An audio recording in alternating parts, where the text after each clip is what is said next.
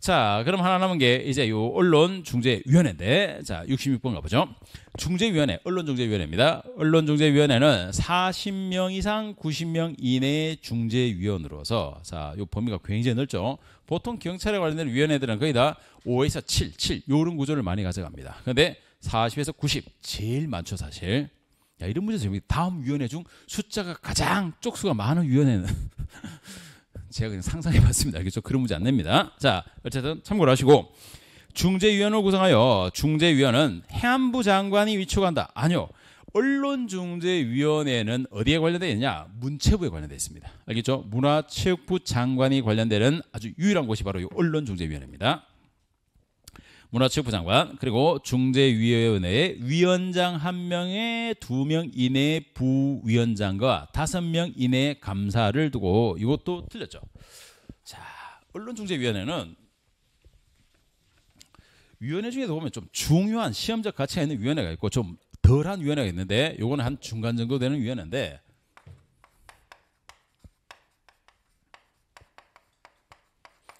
이 위원풀이 일단 굉장히 많죠. 40에서 90명 정도가 됩니다. 그리고 여기에 관련되는 주관, 주부처가 어디라고? 문체부.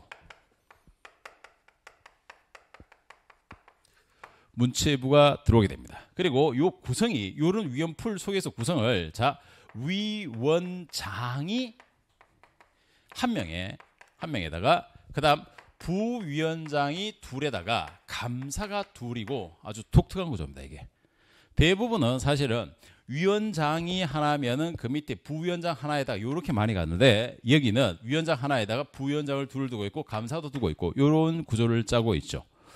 부위원장이 이렇게 확장되어 있는 구조들을 갖고 있는 대표적인 데가 또 하나, 우리가 경찰에서 주목해 볼 만한 구조가 국민권익위원회예요. 국민권익위원회 위원장이, 부위원장이 셋입니다. 셋. 왜냐? 역할을 달라놨어요. 역할을. 그래서 A 첫 번째 부위원장은 부패 관련되는 걸 하고, 나중에 국민권익위원회 할 때 설명해 드릴 테니까 들어놓으세요.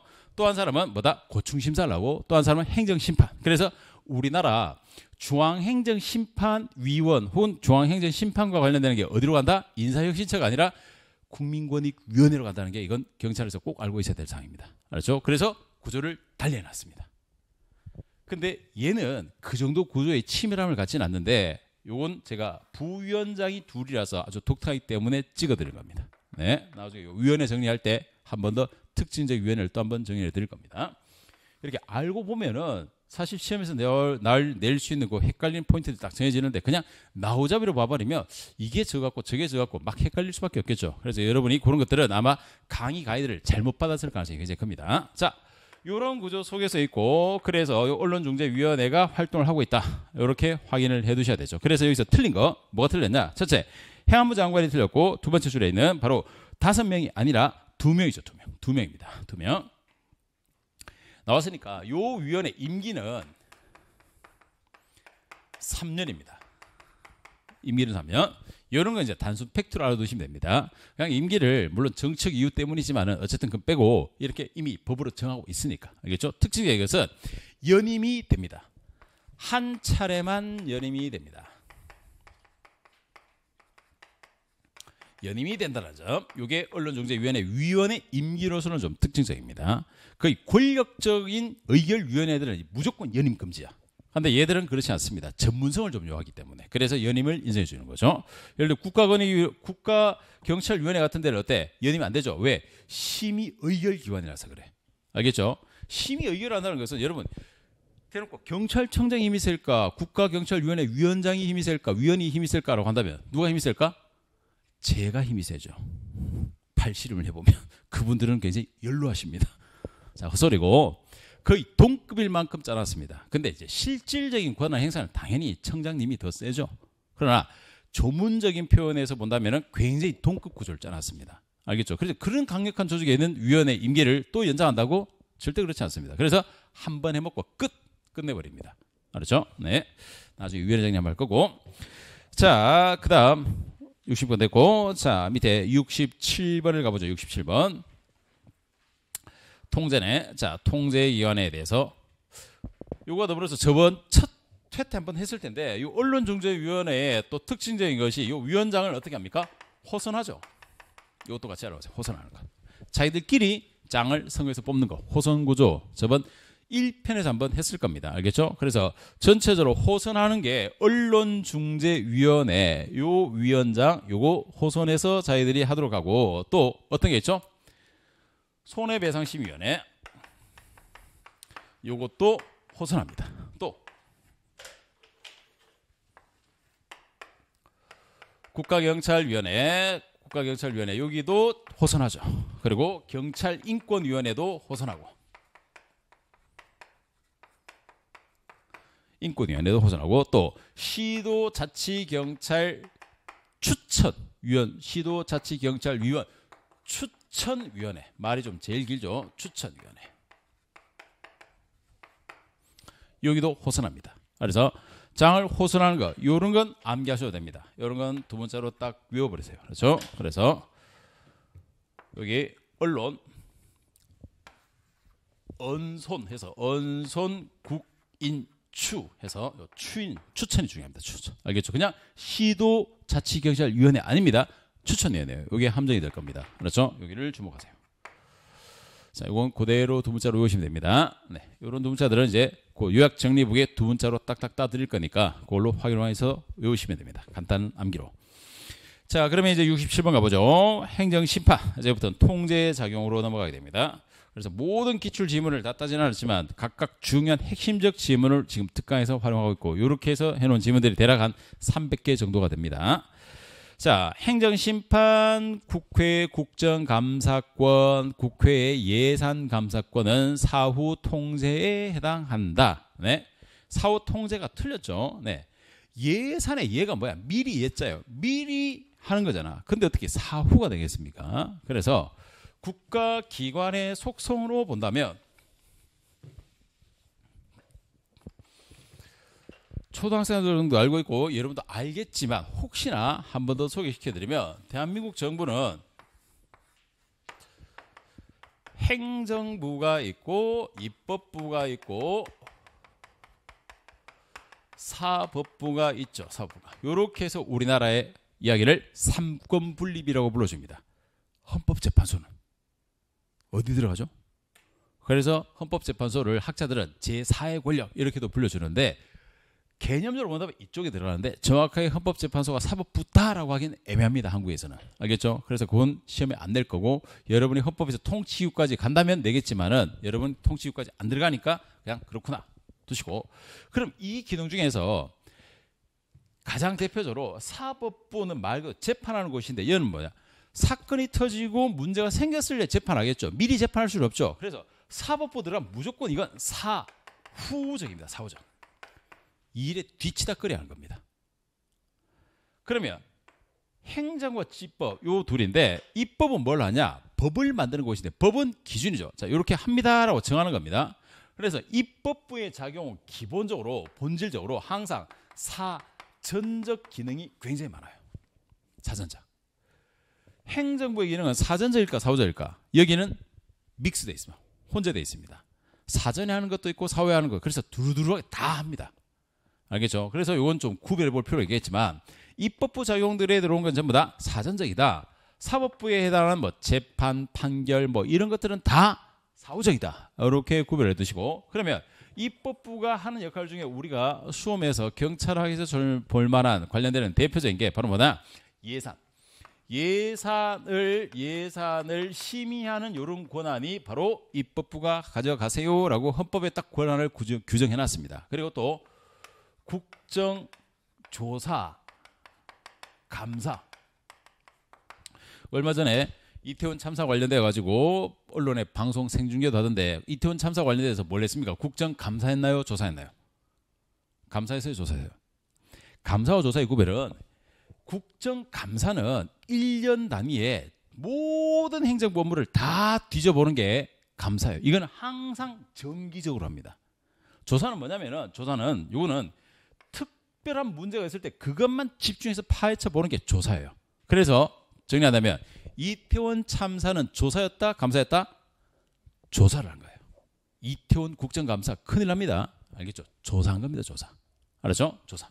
그렇게 구별하면 됩니다. 어쨌든 조사, 감사 들어와 있는데 요 조사, 감사라는 것도 바로 사후에 그런 걸 하지 않습니까? 라고 한다면은 되는데 이 권한을 갖고 있다는 것 자체가 미리 견제 권한을 주고 있기 때문에 그래서 사전 사후로 저것을 정확하게 따지기는 애매하지만 만약 이것만 딱 돼가지고 국정조사 감사를 실행한다 이러면 사실 터진 문제들 혹은 작년에 했던 일들에 대해서 뒤에서 한번 살펴보는 거기 때문에 시간적으로는 사후적 성격을 많이 갖습니다.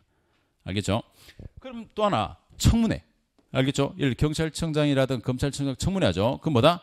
임명하기 전에 하잖아. 그래서 여기에 들어와 있는 겁니다. 사전적인. 자, 그래서 시점으로 사전 사후를 한번 나눠보는 것도 의미가 있고 그다음 경찰에서 제일 많이 나오는 것은 시점 사전 사후보다 경찰 조직 내부냐 외부냐 내외 통제 기능 이게 시험에서 더 많이 들어옵니다. 자 그러면 경찰청을 중심으로 해서 물론 그 아래 시도경찰청, 경찰서, 지구대 파출소까지 쭉 있다고 치고 자, 요 경찰청 자체에서 바로 뭐한다? 안에서 자체적으로 컨트롤하고 통제하는 것을 내부 통제라는 개념을 쓰는 거죠. 내부 통제. 그 역할이 경찰청 안에 있으면 다 내부 통제. 대표적인 게 청문감사관 제도죠. 그럼 그 외에 있는 것들이 전부 다 외부 통제라는 개념에 들어오는 건데 자 이제 기준을 내부 외부로 나눈 겁니다. 그러면 경찰청 외부에 있는 것들 대표적인 뭐다? 입법부 외부죠. 사법부 외부죠. 외부 저기는 다 외부로 갈 거고 요 외부 통제에서 조금 조심해야 될 게 뭐냐면 제가 요 경찰청이라고 했죠. 경찰청은 소속상 행정부 안에 들어와 있습니다. 근데 내부 외부 통제를 나눠버린다면 경찰청이 아닌 건 다 외부에 들어가. 알았죠? 자, 그래서 대표적으로 볼 수 있는 거 대통령 내부야 외부야? 대통령 외부죠 당연히. 알겠죠? 경찰청장은 내부야. 경찰청장 이하 나머지는 다 내부인데 대통령의 지시 명령 뭐 이런 것들 전부 다 외부에 들어오고 대표적으로 감사원 어때? 감사원은 내부 외부? 외부입니다. 감사원이 경찰청에 있지는 않잖아 당연히. 알겠죠? 감사원도 외부인데 이 감사원과 관련돼서 여러분이 국민감사 청구 제도가 있습니다. 자, 국민감사 청구할 때 이거는 18세 이상의 국민들이 300명 이상이 연서로 사인해야 됩니다. 이거는 단위로 딱 알아두십시오. 알겠죠? 국민감사 청구하면은 보다 18세 이상, 19세인데 낮췄습니다. 18세 이상 그리고 300. 이거는 팩트로 딱 알아두시고 감사원.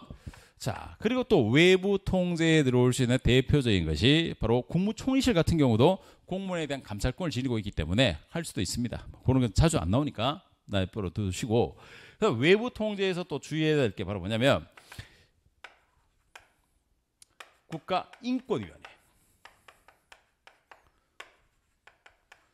국민권익위원회 이런 위원회들이 전부 다 외부 통제 들어옵니다. 자, 요 국민권익위원회 같은 경우에 인권 관련된 거죠. 예를 들어 인권위원회 기능 중에 보면은 바로 뭐다 유치장 감시에 대해서 어떻게 하고 뭐 수사에 대해서 어떻게 하고 이런 것들에 대해서 견해를 가져갈 수 있기 때문에 이것도 외부 통제입니다. 요 권익위원회 같은 경우는 처음부터 만들 때 여러분 국민권익위원회 위원장은 장관급인데 요거는 우리가 처음부터 만들 때 행정부, 입법부, 사법부 어디에도 관련되지 않고 좀 독립적으로 영향을 덜 받고 정책 영향을 덜 받고 국민의 권익을 위해서 하세요라고 만들었는데 이게 사법부는 아니야. 그래도 입법부는 확실히 아니야. 두기는 행정부 안에 두는데 대통령 지시 명령이나 다른 행정부 영향을 좀 덜 받도록 해서 약간의 독립성을 강화해 놓은 겁니다. 감사원은 엄청나게 독립성을 강화해 놓은 거고. 알겠죠? 그래서 이걸 넓게 보면은 국민권익위원회가 어떠하다? 행정부 안에 있는 겁니다. 알겠죠? 행정부 안에 있는 건데 그래서 넓은 의미의 행정통제, 광의 행정기능으로 본다면 이거는 국민권익위원회가 맞습니다. 근데 만약에 좁혀가지고 그냥 단순 내부냐 외부냐 본다면 이건 외부 통제에 들어오는 거죠. 요거랑 비슷한 기능을 또 하고 있는 것이 바로 뭐냐면 시험에는 안 나왔는데 여러분이 알아두셔야 될 게 공수처입니다. 고위공무대수사처 공수처도 사실상 검찰도 아니면서 알겠죠? 요 공수처도 사실상 경찰 입장에서 본다면 내부 외부 통제예요. 이거 시험 안 나왔어요. 알겠죠? 외부 통제 들어옵니다. 또 외부 통제에 요란 공수처처럼 기능할 수 있는 아주 새로운 조직이 하나 있는데 이것도 23년 시험에 한번 나오면 아마 혼동할 수 있을 텐데 뭐냐면 경찰국. 경찰국은 어디지? 경찰국은 어디에 있냐면 행정부 아래에 요 안에 행정안전부가 있고 행정안전부라는 부 아래에 장관 아래 여기에다가 경찰국을 만들어 놨습니다. 그래서 이거 시험 나오면 아주 재밌는 문제가 될 텐데 경찰국은 내부 통제입니까? 외부 통제입니까? 좁은 의미로 딱 좁혀버려요. 내부 외부? 내부 외부. 외부. 경찰국이 어디 있다고? 행정안전부에 있다니까? 경찰청은 어디 있습니까? 행정안전부 아래에 이렇게 여기에 경찰청이 있는 거예요. 소방청도 있고. 그러니 경찰청 벗어나면 다 외부 통제야.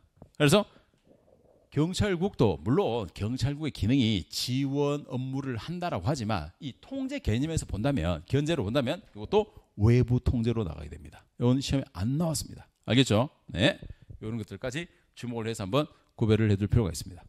자, 그러면 이제 한번 가보도록 하죠. 67번 됐고, 자, 68번. 국회가 하는 입법권과 예산심의권은 사전통제, 그렇죠? 예산결산권과 국정감사조사권은 사후통제, 사전, 사후 구별되겠죠? 네. 자, 그 다음 69번에 자, 국가인권위원회의 통제는 협의의 행정통제로서 외부 통제에 해당한다. 이 국가인권위원회는 협의가 아니라 넓은 의미의 이 행정부 전체로 봤을 때 여기에 위치한다 이겁니다. 알겠죠? 외부 통제는 맞는데 이거는 뭐다? 협의로 보는 것이 아니라 광의로 봐야죠. 광의로. 그래서 협의란 말이 틀렸습니다. 협의란 말이 틀렸습니다. 그래서 틀렸죠. 자, 그리고 또 하나 70번 가보죠. 외부적 통제 제도로 볼 수 있는 국가인권위원회는 경찰서 유치장이나 사법경찰관리가 그 직무 수행을 위하여 사람을 조사, 유치, 수용하는 시설에 대한 조사, 방문 조사권을 갖고 있습니다. 그래서 국가인권위원회는 내부 통제, 외부 통제, 외부 통제, 외부 통제, 외부 통제 들어가는 겁니다. 자, 그 다음 71번에 보시면은 자, 사전 통제의 자, 행정 예고 제고 시점입니다. 사전 사후 행정 예고 상급기관의 하급기관에 대한 감독은 어떻게 하는 겁니까? 사전에 하는 게 아니죠. 알겠죠? 이것은 감독권에 대한 것들, 이것은 사후적 통제로 보는 게 맞습니다. 그래서 사전 통제 만약 들어온다면 이 사전적인 것의 대표적인 게 바로 예고한다든가 뭐 청문회, 청문한다든가 청문회입니다. 또 청문감사관 오해하지 않도록 하고 그리고 행정 절차 자체도 사전적 통제입니다. 알겠죠? 여기 입법 예고제, 뭐 청문회제도, 사전 절차에 관련되는 것들, 뭐 공청회라든가 열람이라든가 이런 거 다 사전적 통제 기능에 들어옵니다. 네, 요 사전 통제, 행정 입법 예고, 청문회제도, 행정 절차에 관련되는 절차법에 대해 있는 뭐 행정 지도라 이런 건 전부 다 사전적이다. 이렇게 해서 딱 기억을 해 두십시오. 그 외에는 전부 다 사후적으로 가게 될 거니까. 사후적. 네, 이렇게 구별을 해 두고 계시면 되겠습니다. 요 행정기관 소속과 그 직제에 관한 법이 바뀌어 가지고 요 개정사항인데 요거 제가 경찰학 김만희 오픈 카카오방에 나중에 요 개정사항 팩트로 딱 넣어 올려 드릴 테니까 그 오픈 카카오방은 OX만 들어가는 게 아니라 개정 중요사항 시험 나올 것들도 정리해서 올려드릴 테니까 오픈 카카오방에 꼭 가입을 해서 채팅하지 마시고 가만히 숨죽이 계세요. 알겠죠? 물 밑에 가만히 계십시오. 그래서 땅 하고 먹이 던져주면 알아서 하고 먹으면 됩니다. 알겠죠? 네. 자, 됐습니다.